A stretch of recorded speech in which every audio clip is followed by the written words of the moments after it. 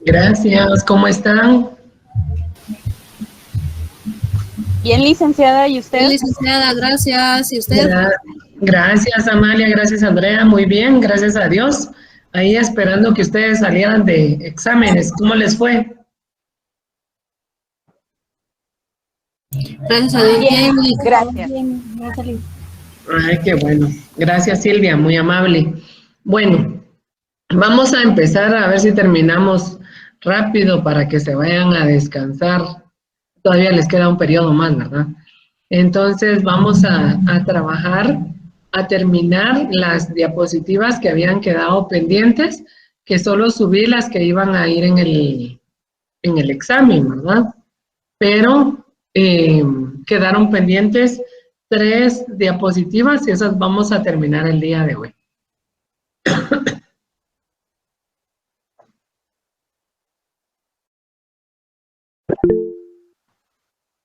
Dime, Julio. Licenciada, ¿qué tal? Qué gusto saludarle. Gracias, Tengo una Julio. consultita nada más. Estas diapositivas que vamos a terminar de ver, ¿solo fue complemento para lo del primer parcial el que tuvimos? ¿O de Sí. parte de esto va a entrar en el siguiente? No, estas 3 no, estas ya quedaron. Ahora de las que voy a poner posteriormente, sí, les pongo colores diferentes para que no haya ningún problema, Julio, ¿no? Es Le agradezco mucho, licenciada. para servirte. Tenemos con nosotros a nuestra auxiliar Madeline. Ella va a estar haciendo el favor de colocarles la asistencia en los mensajes, así que me hacen el favor de llenarla. Está bien, gracias. A ustedes. Ok. Esta es la parte que nos había quedado pendiente. Llegamos hasta aquí para el examen, ¿verdad? Sí. Ok, entonces esta es la parte que nos quedó pendiente. Las organizaciones políticas, la espartana y la ateniense. Como hemos venido leyendo anteriormente, estábamos viendo cómo se formaba el Estado y el gobierno desde la época primitiva hasta la época moderna, ¿verdad? Entonces, vamos todavía en la Edad Media, donde están las organizaciones políticas, la espartana y la ateniense. La primera estaba gobernada por un régimen militar, donde sobresalía el transpersonalismo, o sea, el sacrificio del individuo en aras de la comunidad política. En esta organización, que sería la espartana, son todos aquellos jóvenes que desde que estaban pequeñitos los llamaban a que formaran parte del gobierno militar para que ellos pudieran ir a conquistar o tomar posesión de algunas comunidades o de algunos estados, ¿verdad? Sin que ellos tuvieran miedo a nada. Ellos eran muy fieles a todo lo que en política de Estado se refería. Esto era muy común en lo que era la política espartana. En cambio, en la política ateniense no era nada militar, donde los individuos participaban en el gobierno como hombres libres y ello se conoce como la democracia ateniense. Esta es una ciudad que ha tenido un papel fundamental en el desarrollo de la democracia. Entre una y otra se decía que una tenía muchos más estados conquistados por la disciplina que manejaba militar, ¿verdad? Porque no tenían miedo a nada, sino que únicamente ellos vivían para ser parte de un gobierno y conquistar. En cambio, en la otra eran personas más pensantes, que eran libres y no eran muy de choque, sino que ellos tenían muchas más formas de ver los estados y las comunidades sociales. Eran una forma distinta, por eso es que son estas organizaciones tan como el agua y el aceite, una de la otra, ¿verdad? Porque no tenían ninguna similitud entre ellas. Luis Sánchez menciona el fenómeno de la polis griega, que consistía en una comunidad reducida y albergada a la población de diversas vías o pueblos, centrados alrededor de una ciudad matriz. También existía una comunidad religiosa en la que el derecho sagrado estaba vinculado a la orden de los fines de la vida política. entendiéndose entonces que la comunidad es una comunidad de culto.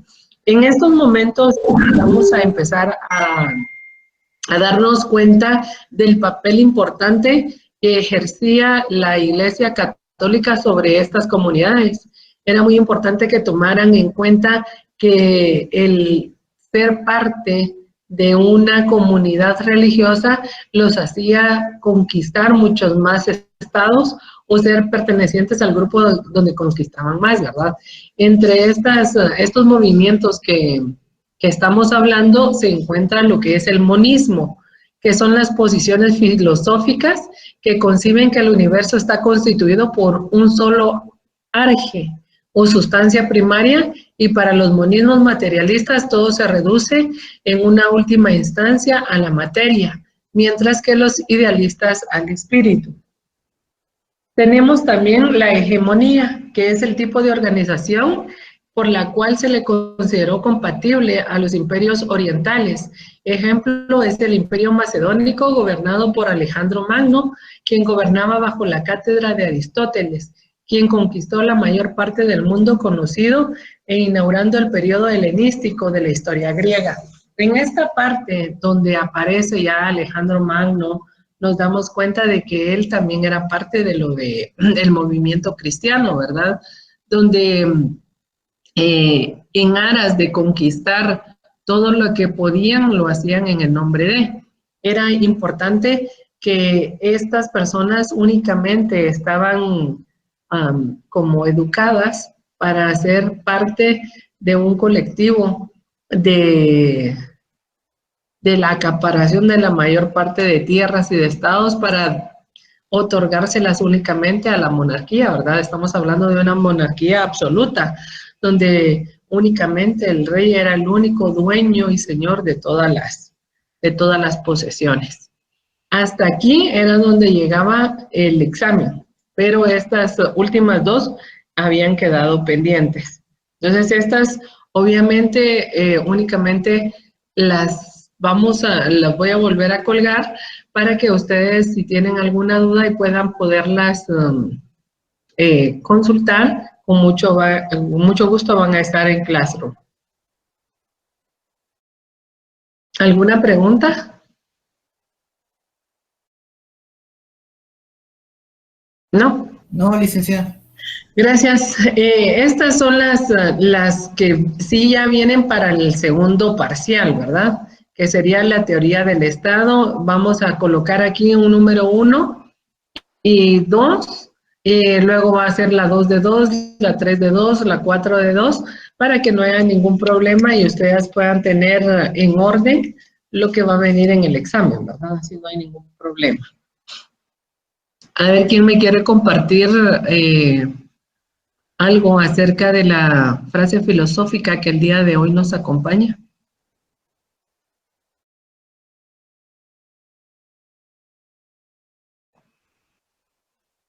Aparte de Julio.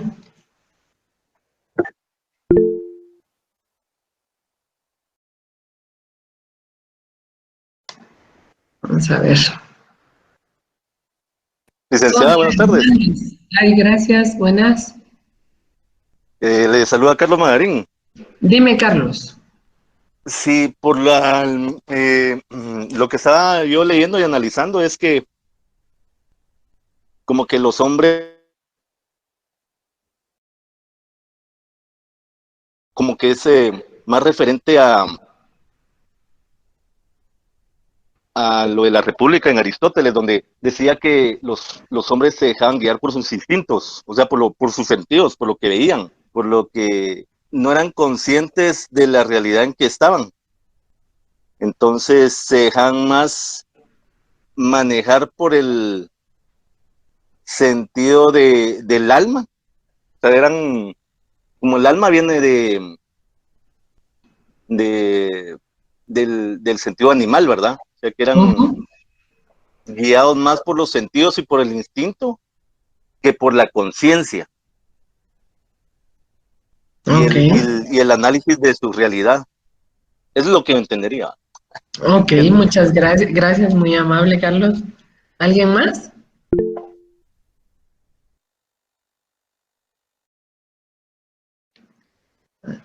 Buenas tardes, licenciada. Es como dice, todo entra por los ojos, aunque no usemos a veces la inteligencia, ¿verdad? Exactamente, Silvia, muy amable, gracias. Por eso es que las mujeres nos equivocamos mucho, ¿verdad? Exactamente. ¿Verdad? Ok, Sara, dime. Buenas tardes, licenciada. Pues yo considero que es lo que ha pasado a través de la historia y ahora está pasando y tal vez de una forma más atractiva, ¿verdad? Con las redes sociales. Nos entretienen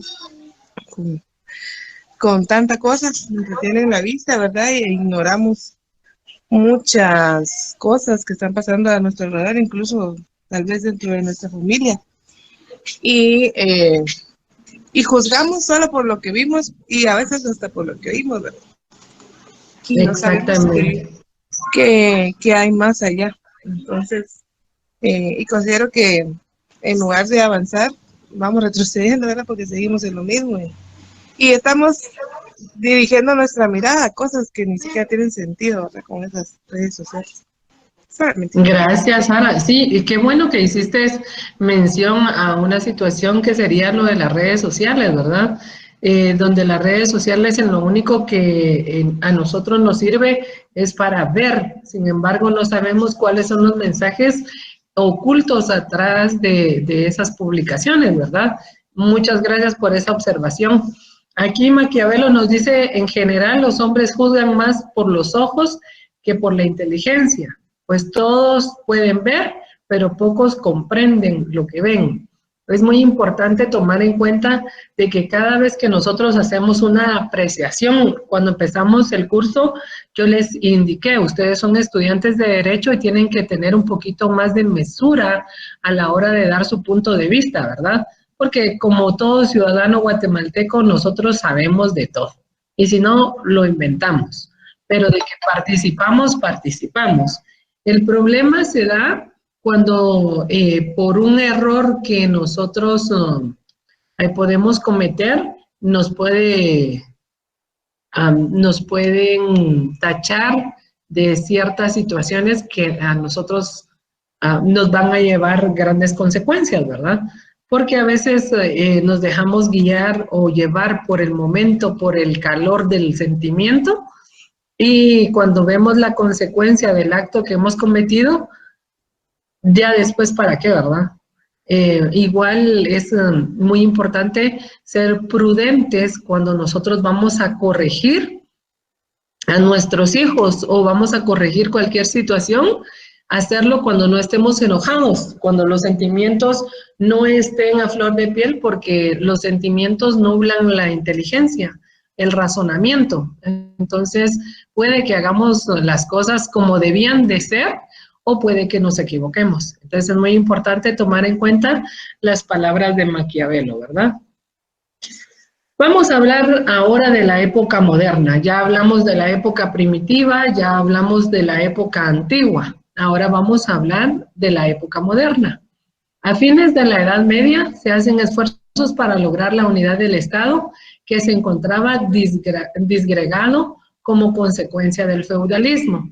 Cuando hablamos del feudalismo sabemos que es un conjunto de instituciones que crean y rigen obligaciones de obediencia y de servicio principalmente militar por parte de un hombre libre llamado vasallo hacia un hombre libre llamado señor y un bien llamado feudo. Recordemos que cuando vamos a hablar del feudalismo nos recordamos de aquellas extensiones de tierra que eran, que solo le pertenecían a una persona. Estamos hablando después de que ya pasó toda la época primitiva donde los dueños eran otras personas. A medida de que va existiendo una conquista, a medida de que va existiendo una usurpación, se van quedando con territorio y este territorio le pertenece a una sola persona. Y esta persona lo da a los que eran antiguos dueños, ¿verdad? Lamentablemente, se los da para que ellos lo trabajen y luego empieza a existir una relación que se da en la época del feudalismo, ¿verdad? Es importante tomar en cuenta de que en esta época se vivió una esclavitud de una u otra forma en la cual, como siempre, ¿verdad? Hay lucha de poderes, y en estos poderes, obviamente, el señor feudal es el único que sale premiado.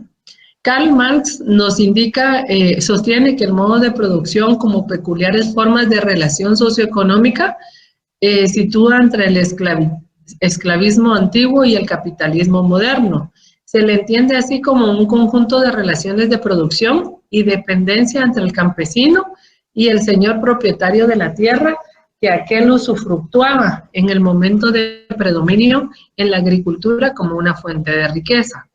Haciendo como un pequeño análisis en lo que estábamos hablando del feudalismo, donde se trabajaba y había una esclavitud, un sometimiento acerca de unas tierras que le pertenecían a alguien y por ellas tenía que dar, obviamente, un fruto. En la época moderna se da, solo que ya no tienen la misma apreciación ni la misma denominación. Sin embargo, sigue habiendo ya no una esclavitud, sino que una forma de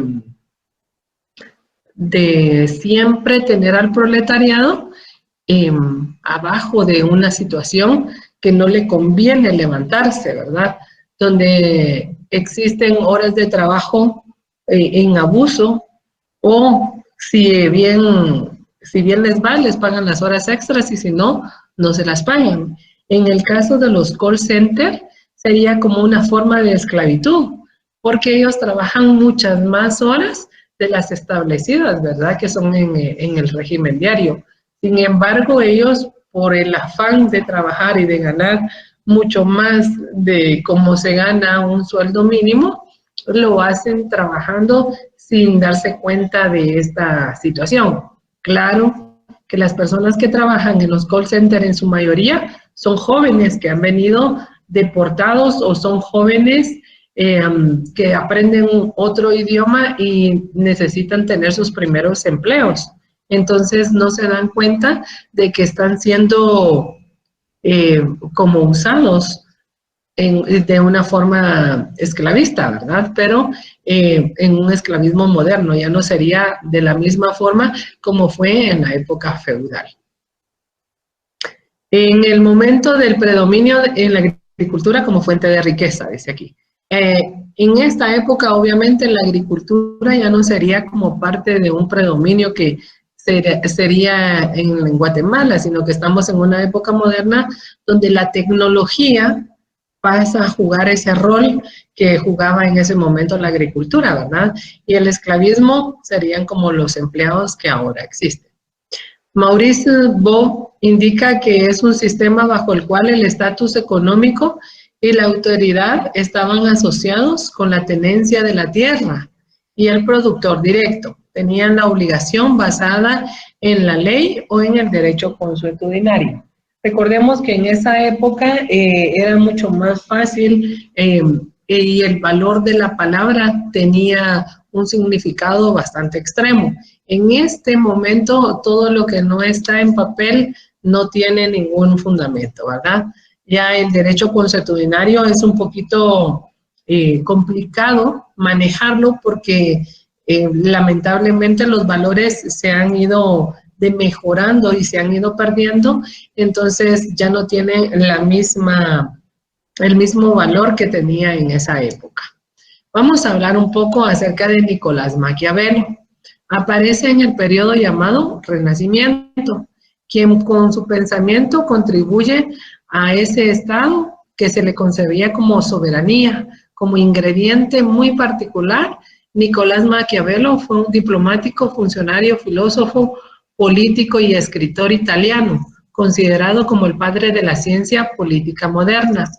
Fue asimismo una figura relevante en el Renacimiento italiano. En 1513 escribió su tratado de doctrina política titulado El Príncipe, póstumamente publicado en Roma en 1531. El monismo tuvo su ejemplo en la organización de la Iglesia, que influyó en lo unitario del Estado moderno. superando al dualismo que existía entre el rey y el pueblo, entre el poder espiritual y el poder temporal, característica de las sociedades políticas de la Edad Media. Recordemos que Nicolás Maquiavelo tenía, por su peculiar forma de ser, él tenía muchísima influencia sobre las comunidades en Italia.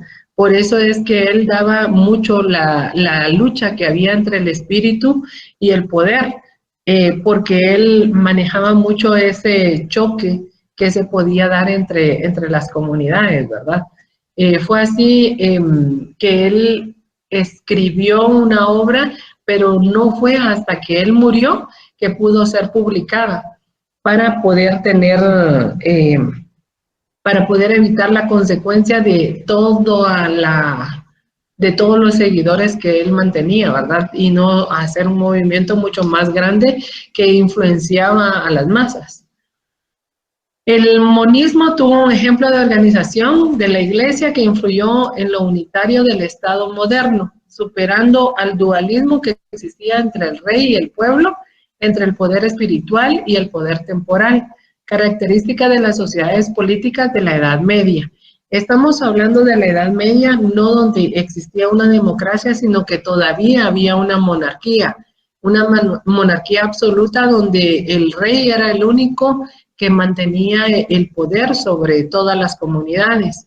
Había delegaciones de poder, pero solamente eran para poder llevar a cabo todo lo que él necesitaba que llegara a sus manos. No era que él delegara poder para poderlo delegar y que otras personas estuvieran a un nivel igual que él, sino que él únicamente lo hacía como para mantener el control de las masas.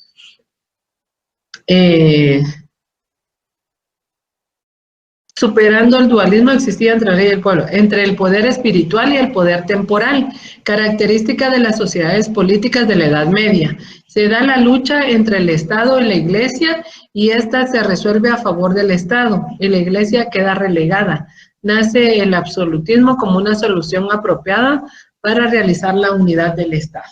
Recordemos que la época de la Edad Media, la Iglesia jugaba un papel determinante en lo que era la educación, ya que ellos eran los únicos que tenían acceso a ella y ellos eran los únicos que podían prolongar o promulgar la educación hacia otras comunidades. Entonces, el poder intelectual lo mantenía la Iglesia, pero al tener este problema de la lucha que se da entre el Estado y el poder, que era lo que yo les había, bueno, no sé si a ustedes les indiqué que hay una película en Netflix donde se da el problema de donde enseñan la biografía de la reina Isabel. Y en esta parte hay unas partes donde ella indica que ella es educada sobre todo lo que tiene que ver con la Constitución, pero ella no es educada para poder tener una relación con los diplomáticos. O sea, sus formas de ver todo el mundo era muy distinto porque ella tenía como pedazos de ignorancia sobre ciertos aspectos que tenían que ver con el Estado, ¿verdad? Ella únicamente mantenía un poder absoluto en el cual ella podía dar únicamente su punto de vista, sin tener en realidad en sus manos todo el apoderamiento que le puede dar la educación en el conocimiento que ella podía haber manejado. No sé si ustedes vieron esa película. Todavía está en Netflix. No, licenciada. ¿Cómo se llama la película? Fíjate que no recuerdo muy bien el nombre, pero es exactamente la vida de la reina Isabel y salió posterior a su muerte. Se llama Chrome, si no estoy mal. Esa, exactamente, esa. Gracias. Gracias. Ah, sí, es una serie de Chrome. Ajá, es muy buena. Fíjense que, obviamente, ¿verdad? Como todas las series tiene parte de realidad y parte de fantasía, es como de poner de poderse analizar y tomar en cuenta todos los aspectos, aunque obviamente, ¿verdad? Nos van a hacer creer de que muchas de las decisiones que se tomaron se hicieron no por ignorancia, sino que se hicieron por aspectos distintos, ¿verdad? Pero es de tomar en cuenta los análisis que cada uno le podemos dar a esa serie. Es muy, muy, muy buena. Y esto es lo que nos dice Nicolás Maquiavelo, ¿verdad? En la relación que hubo entre la Iglesia y el poder del Estado. Porque en un momento la Iglesia jugó un papel muy, muy importante en el cual ellos eran los poseedores de las mayores riquezas, hasta que obviamente el Estado por el poder del Estado y otro peleando por el poder de las gentes, ¿verdad?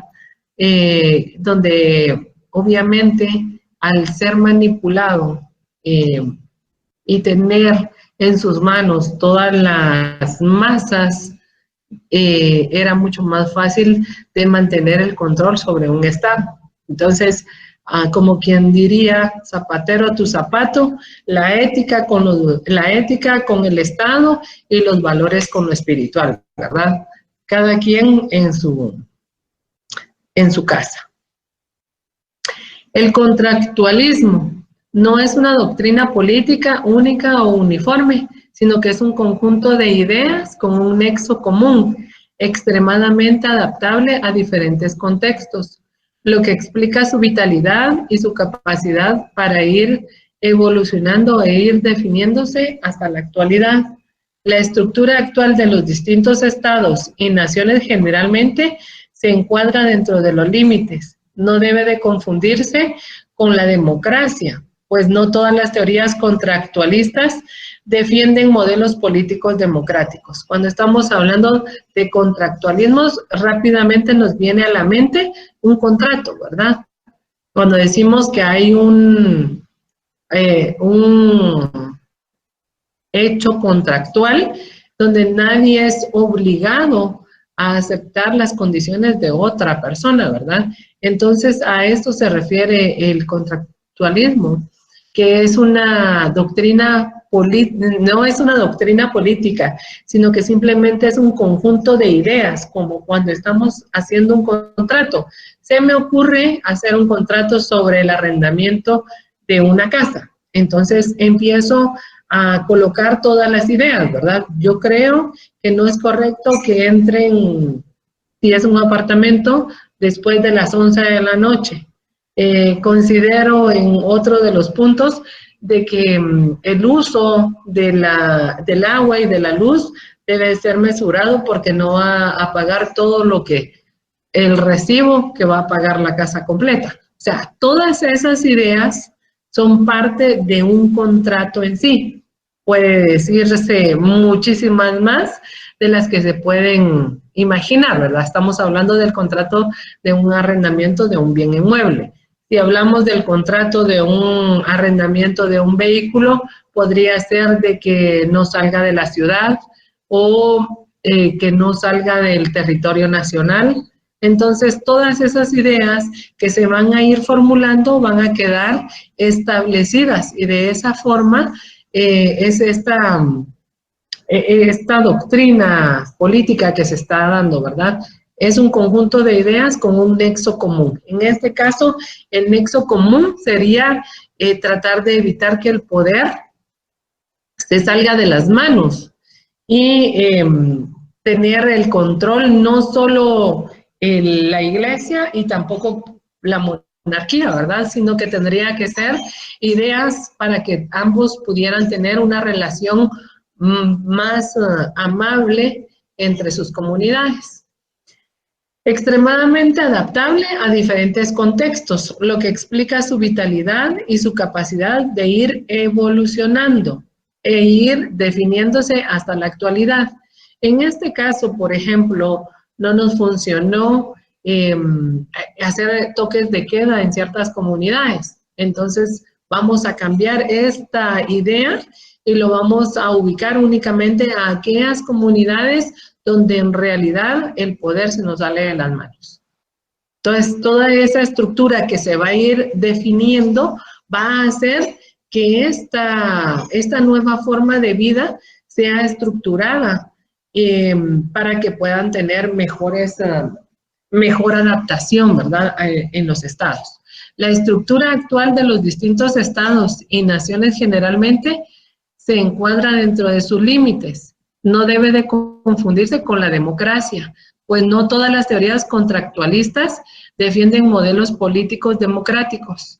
Encontramos el pensamiento de John Locke, filósofo político inglés, defensor de la corriente justnaturalista del racionalismo, y la posición contractualista. Dicho filósofo es considerado como el teórico de la revolución que transformó el absolutismo político que se convertiría en una monarquía parlamentaria, ideas que desarrolló con respecto a su país, Inglaterra.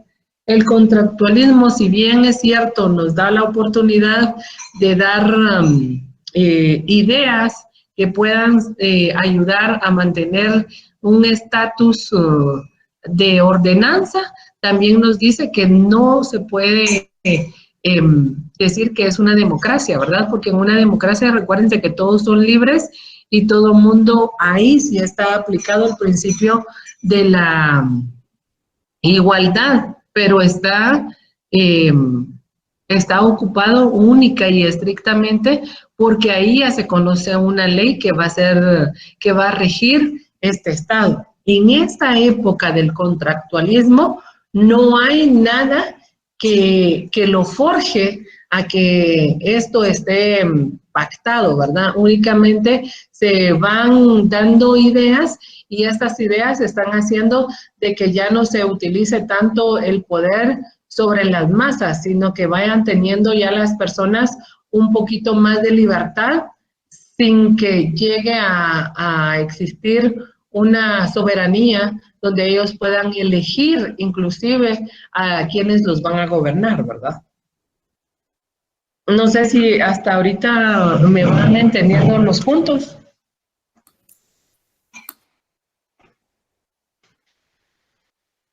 Licenciada, gracias.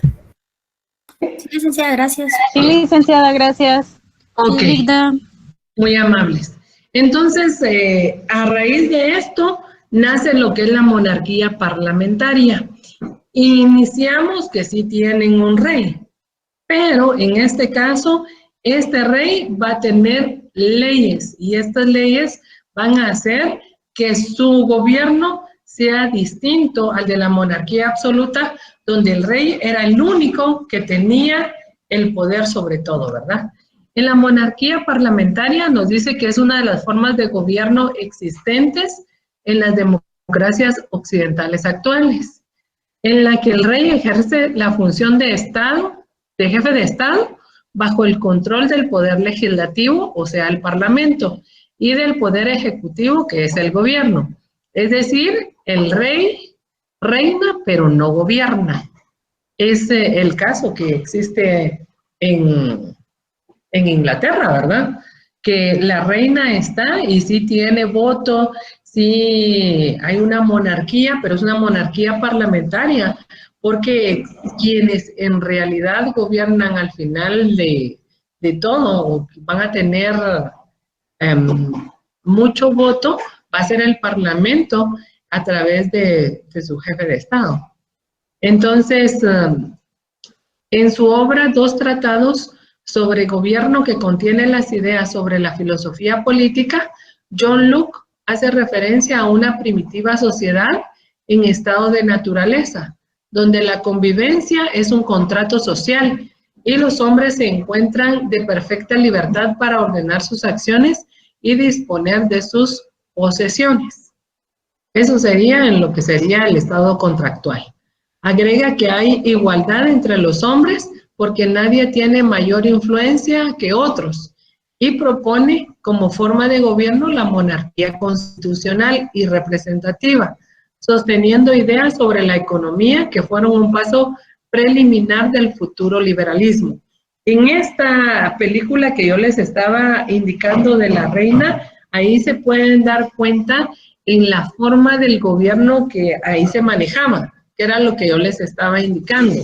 Ella es la persona que fue educada para reinar. Sin embargo, había una persona encargada que traía, por ejemplo, órdenes de vamos a invadir cierto lugar, ¿verdad? No lo vamos porque está haciendo mal a los intereses de nuestro país. Necesitamos nuevamente intervenir con fuerzas militares a ciertos lugares para que estas personas sean sometidas. Sin embargo, lo único que tenía era como una forma de aceptar lo que le estaban indicando o que el Parlamento le estaba indicando, que era lo que iba a pasar, ¿verdad? Esta es una monarquía parlamentaria donde el rey únicamente ejerce la función de Estado, pero no tiene el poder para poder mandar. Pero sin embargo, sí mandan algo, ¿verdad? Y por último tenemos la democracia, que es una forma de organización de grupos de personas cuyas características predominantes es la titularidad del poder que reside en la totalidad de sus miembros. La democracia es una forma de organización de Estado en la cual las decisiones colectivas son adoptadas por el pueblo mediante mecanismos de participación directa o indirecta que le confieren legitimidad a sus representantes. Como nosotros, siendo un país democrático, sabemos que este mecanismo de participación lo hacemos a través del voto, ¿verdad? Del usufructo que nosotros vamos a hacer uso de él en los próximos meses. Y con ello nosotros vamos a elegir a las personas que nos van a gobernar.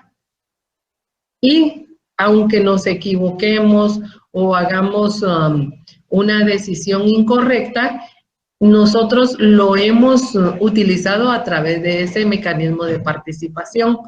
El hecho de que en una constitución está establecido y se les está indicando que la forma de ejercer soberanía sobre el pueblo es a través del voto, ¿verdad? Eligiendo de una forma democrática, porque todos van a estar en igualdad de condiciones a la hora de que van a presentar sus propuestas. En este caso, tenemos nosotros 23 partidos políticos, de los cuales estos 23 van a estar representados por varias personas. En algunos casos ya tienen establecidos los gabinetes y en otros casos todavía van a ver si logran pasar a alguna parte, ¿verdad? Dándole a ello el margen de lo que sería la elección democrática que se pueda sustentar sobre un país. En otras palabras, la democracia es una forma de convivencia social en la que sus miembros son libres e iguales y las relaciones sociales se establecen de acuerdo a mecanismos contractuales. Aquí volvemos a ratificar lo que habíamos dicho, ¿verdad? Cuando nosotros vamos a ejercer el voto, lo hacemos de la forma libre. Nadie nos obliga a votar por nadie. Recordemos que el voto es secreto y aunque nosotros estemos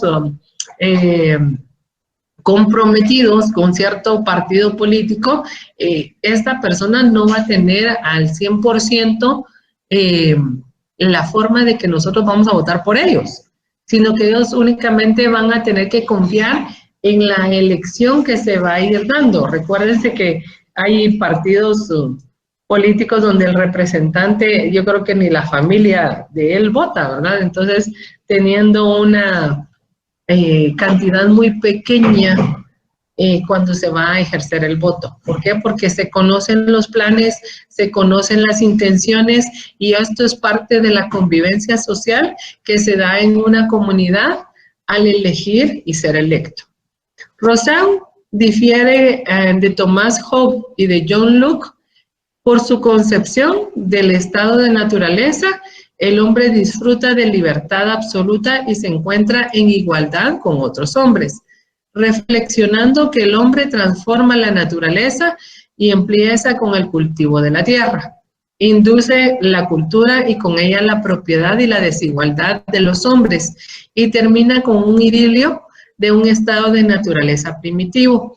En esta parte lo que nos quiere decir Rousseau es que se da mucho que cuando unos hombres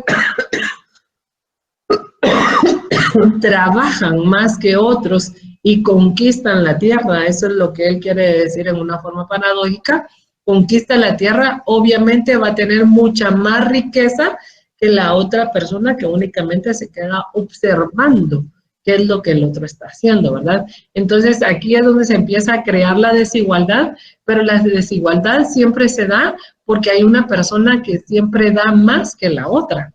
Porque en un estado democrático no quiere decir que porque yo trabajé 10 horas debo de tener el mismo salario que la persona que trabaja 2 horas, ¿verdad? Entonces va a haber una desigualdad, pero la desigualdad va a tener que afrontarse, porque él dice que cuando se conquista la naturaleza, esta se va a transformar y esta obviamente va a dar frutos. De la misma forma va a ser cuando el hombre... En el caso de la transformación de la naturaleza, sería la transformación de su tiempo. Si una persona invierte más horas en el trabajo, obviamente va a tener más dividendos que una persona que invierte poco. Entonces, eso es lo que él difería con Thomas Hobbes y John Locke a la hora de tener una desigualdad entre los hombres, ¿verdad?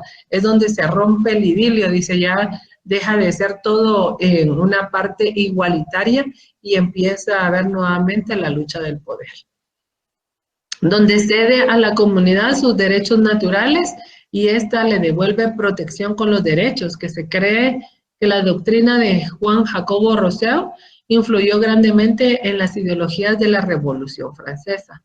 Es increíble cómo en esta parte de cuando estamos trabajando, se va dando la conquista del tiempo, se va dando la conquista de la tierra, la transformación de la misma. Obviamente cuando va a existir esa transformación, aunque puede ser de que hay personas que trabajen igual, pero siempre va a haber una que va a tener un despegue más que la otra.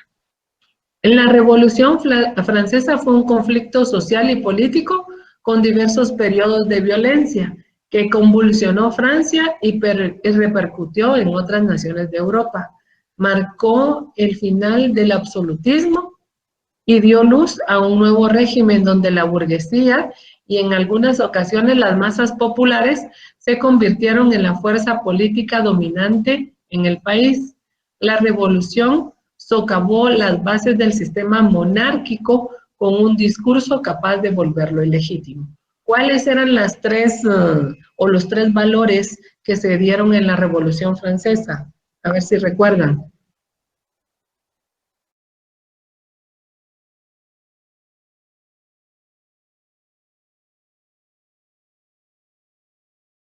A ver, ¿quién me puede indicar qué se peleaba en la Revolución Francesa? Licenciada, considero que se peleaba por la libertad y por el igual.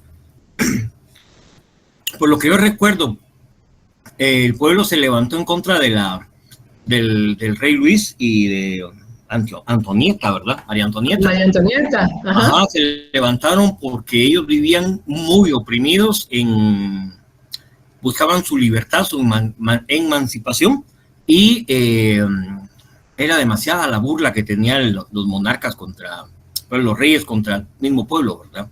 Buscaban su libertad. Mientras ellos morían de hambre, ellos despilfarraban toda la riqueza, ¿verdad? Había una frase que decía, si no pueden comer pan, que coman pasteles, ¿verdad? Ajá, exactamente. Pero, ¿cuáles eran los tres valores en los cuales se llevó a cabo la Revolución Francesa? Pues yo considero que búsqueda de libertad, no sé. Una la libertad, muy bien. De ahí me quedo. ¿Qué más? La igualdad. La igualdad. La igualdad, la fraternidad. La fraternidad, muy bien. Eran los tres, ¿verdad? Que se dieron a conocer, que era la libertad, la igualdad y la fraternidad. Después de aquel país que estaba sumergido entre tanta humillación de estos reyes, de esta monarquía que se estaba viviendo, el pueblo se cansó, entonces hizo una revolución. ¿Qué manda? Hizo una revolución donde los tres preceptos que se lograron conseguir era la libertad, la igualdad y la fraternidad, ¿verdad? En consecuencia de lo que ellos lograron tener. En la Edad Moderna es el tercero de los periodos históricos en los que se divide occidentalmente la historia universal. En este periodo triunfan los valores de la modernidad, el progreso, la comunicación y la razón frente a un periodo inmediato anterior. La Edad Media, identificada como la Edad Oscura de atraso, aislamiento y oscurantismo, a la presente edad se le llama contemporánea por el triunfo y desarrollo espectacular de las fuerzas económicas y sociales que durante la Edad Moderna se gestaban lentamente, el capitalismo y la burguesía, y las entidades políticas que lo hacen de forma correcta. En esta época de la Edad Moderna es lo que estamos viviendo a través de lo que es la democracia, ¿verdad? Nos damos cuenta de que esta parte...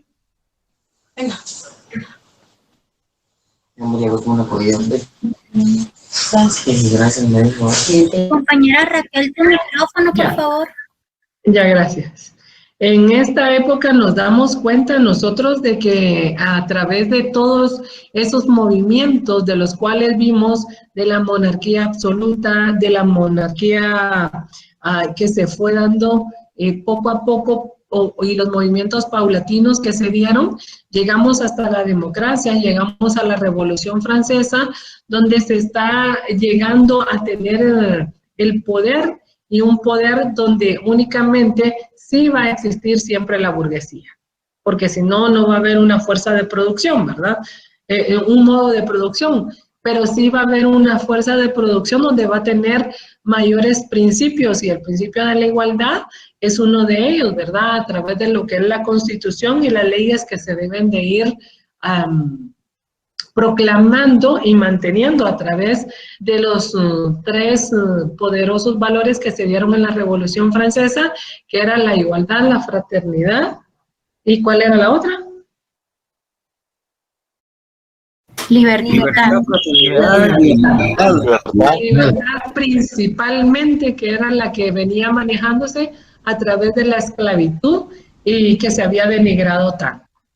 Existe lo que es ahora la monarquía constitucional, que es una forma de gobierno donde el monarca ostenta la jefatura del Estado, el rey conserva el poder soberano, o bien puede compartir con el pueblo al que le concede una serie de derechos mediante una carta otorgada o la Constitución, que en ese caso sería la Carta Magna.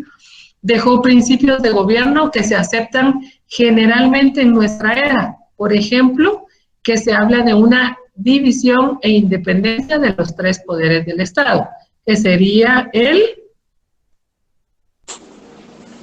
Ejecutivo, legislativo y judicial. Muy bien, esos tres poderes del Estado, esa es la división que nos otorga la monarquía constitucional, y se da la separación o división en una ordenación y distribución de las funciones del Estado, el cual la titularidad de cada una de ellas es confiada a un órgano público distinto, junto a la consagración constitucional de los derechos fundamentales, resultando imposible concebir que pueda ser dividido para su ejercicio.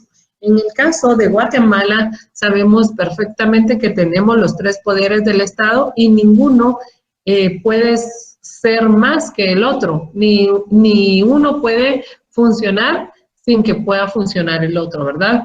En este momento sí tenemos una forma de gobierno donde establece la forma de organización administrativa, sin embargo, no tiene el 100% la capacidad del mandato total sobre sus conciudadanos, ¿verdad?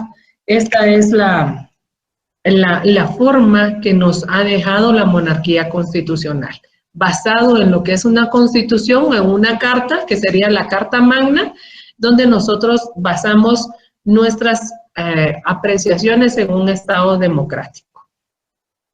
¿Alguna pregunta? ¿Dudas?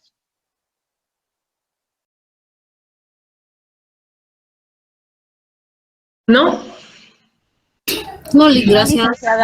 Ok, muchísimas gracias. Entonces, les recomiendo que vean la película The Crown. Es muy buena y van a entender muchísimo más lo que les estaba indicando en estas diapositivas.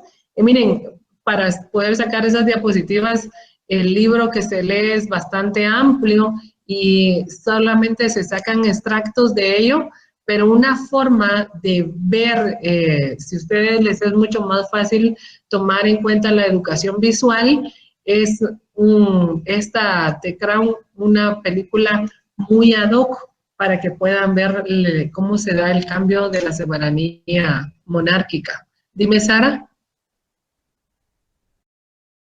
Perdón, licenciada, se me marcó, disculpe. Ok. Sheila. Buenas noches, licenciada, es un gusto saludarla. Gracias, Sheila, dime. Una preguntita fuera del tema, disculpe. Con respecto a las notas, licenciada, ¿nos las daría una semana después o usted nos las va a pasar o las va a subir a la cartelera? Fíjate que las tengo que subir a la cartelera, pero me van a indicar cuándo. Yo me imagino que lo vamos a estar subiendo entre mañana y pasado, porque estamos subiendo las notas de atrasadas. Gracias, oye, eso es para servirte, Sheila. Dime, Carlos. Gracias, licenciada. Sí, fíjate que esto de Crown es una serie. Ajá. Y tal vez es por eso que es un poco más detallada y uno puede ver muchos detalles de la vida de la reina. Pero ahorita van por la quinta temporada, le comento. Sí, ya las vi todas. Créeme que al principio yo dije que aburridísimo, pero luego cuando se murió ella, el morbo, ¿verdad? De qué va a pasar con la monarquía de Inglaterra y entre tanto revolú que da el nieto, entonces dije voy a empezar a verla. Pero luego vas buscando la forma de cómo se manejaba el Estado de Inglaterra, cómo fue a dar ella reina, y tú dices, bueno, es una reina, ella tiene el poder de hacer todo lo que debe de hacer, y no es así porque ella no es la que manda. Entonces ahí es donde uno se va dando cuenta de estas formas de gobernar que se han dado desde hace tiempos, pero nosotros no las podíamos ver porque a nosotros nos indican monarquía, un rey, ¿verdad? Pero no sabemos hasta dónde el rey puede mandar a un estado. En el caso de Guatemala, ¿verdad? Donde tenemos un presidente, nosotros el presidente manda. Manda, sí, pero la organización del Ejecutivo, porque recordemos que nosotros tenemos los 3 poderes y ninguno de los 3 poderes puede soltarse para poder mandar un estado. Entonces es muy importante, muy interesante esta serie. Y recordemos que como nosotros tenemos muchas inteligencias, hay inteligencias múltiples, algunos nos gusta más, nos aburre mucho la lectura de un libro, pero sí nos gusta visualizar una serie. Y esta es una serie que tiene enmarcado lo que está obedeciendo a lo que nos está indicando en el libro. ¿Alguna otra pregunta? Dime, Darío. Buenas noches o buenas tardes, licenciada, qué gusto saludarle, perdone, fíjese que yo tal vez me voy a salir un poquito del tema, pero yo ya no me pude conectar al inicio de la clase y yo escuché que, o sea, cuando ya me conecté usted estaba hablando de dónde iba a empezar los temas para el segundo parcial, pero no me percaté o no escuché porque vengo en mi vehículo. Si de repente usted sabrá o tiene planificado más o menos hasta dónde van a llegar los temas, dónde va a terminar para el segundo parcial, porque pues por la experiencia que tuvimos ahorita con los primeros parciales y el tiempo apremió y fue así como que muy corto, entonces para ir también uno planificándose y estructurando los temas y estudiando con tiempo, ¿verdad, licenciada?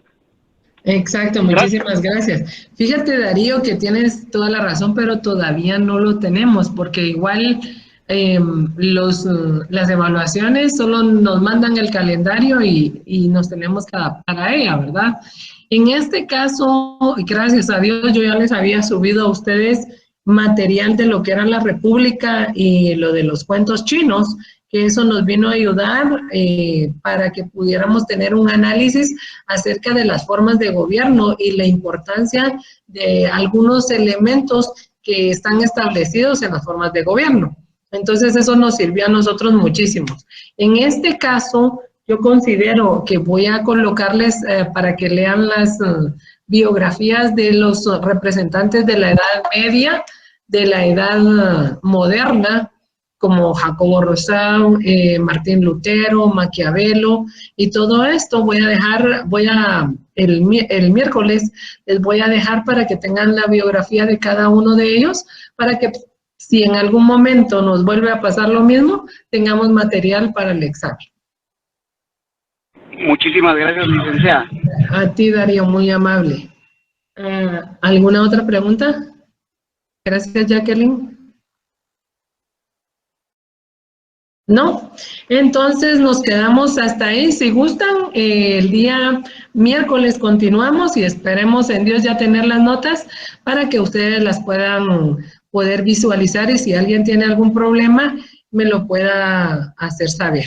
Yo les pregunté a los auxiliares si había alguna persona que se había quedado sin examen y ninguno se pronunció.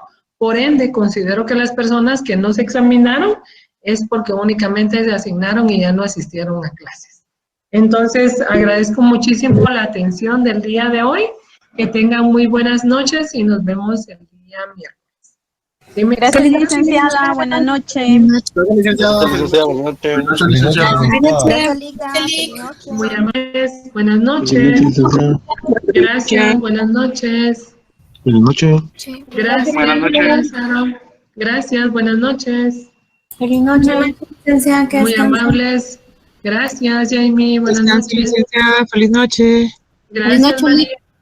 Gracias, Amalia. Muy amable. Muchas gracias. Un gusto. Gracias, Jorge. Feliz noche, licenciada. Gracias, Carol. Gracias, Magdalena. Melissa. Dime, Isaura, ¿en qué te puedo servir? Buenas noches, licenciada. Gracias. Buenas noches, licenciada. Perdone, Gracias. es que fíjese que yo venía en camino cuando usted mencionó acerca de lo del extraordinario. Entonces no presté atención en ese momento y no pude dar a conocer mi caso. ¿Tú no te examinaste? No me pude examinar. ¿Y por qué no te comunicaste con la auxiliar? Lo que pasa es que no tenía cómo hacerlo. ¿No estás en el grupo de WhatsApp? No, licenciada. Pero si eso, Isaura, mira, de verdad, desde hace ratos dijimos que se unieran a ese grupo porque así no habría ningún problema. Yo hubiera hecho el examen para que no perdieras ninguna clase. Porque yo por eso no doy clases entre exámenes, por si alguien no se evalúa, con mucho gusto yo lo evalúo esos días. Sí, y es que justamente eso me estaba dando cuenta porque la semana pasada que intenté entrar me di cuenta que que mandó a notificar que no recibíamos clases en medio de los exámenes, por eso no pude dar a conocer mi caso antes. Ay, Dios. Ok, haceme una notita pues y te vamos a hacer el examen. Pero mira, para la próxima, colócate en el grupo porque ya no te lo voy a volver a hacer a menos de que hables con la coordinación. Está bien, licenciada, muy amable, gracias. Ok, Isaura, con gusto. Dime, Judith. Licenciada, buenas noches. Solo una pregunta. A partir de las diapositivas que dio ahorita son para ya el segundo parcial, ¿verdad? Así es.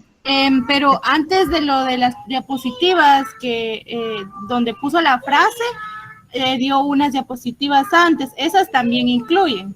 No, esas se termina en el primer parcial. Ah, ya. Entonces, a partir de la diapositiva donde está la frase, para adelante son ya las que se toman en cuenta para el parcial. Exacto, ahí tienen el número 1 de 2. Ah, vaya.